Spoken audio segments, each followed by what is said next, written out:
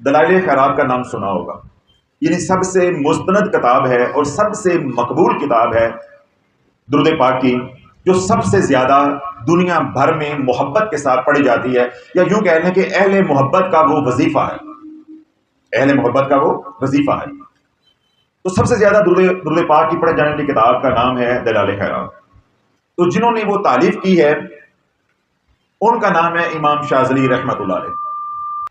آپ فرماتے ہیں کہ مجھے حضور علیہ الصلوۃ والسلام کی زیارت ہوئی، تو حضور علیہ الصلوۃ والسلام نے مجھے ارشاد فرمایا کہ شاذلی، تم میری امت کے 1,00,000 گناہ گاروں کو جہنم سے نکال کے جنت میں لے جانے کا ذریعہ بنے گا، یعنی تو میری امت کے 1,00,000 لوگوں کی شفاعت کرے گا۔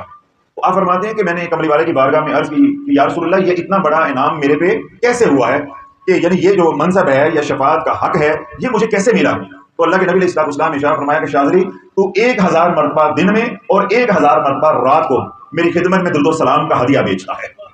تو اللہ اگر آپ یہ چاہتے ہو کہ میں خود بھی بخشا جاؤں، میرے اہل و یار، میرے بچے، میرا خاندان، میرا گھر بار، میرا قبیلہ وہ بھی بخشا جائے، تو پھر کیا کرنا پڑے گا؟ کثرت کے ساتھ درود و سلام پڑھنا پڑے گا۔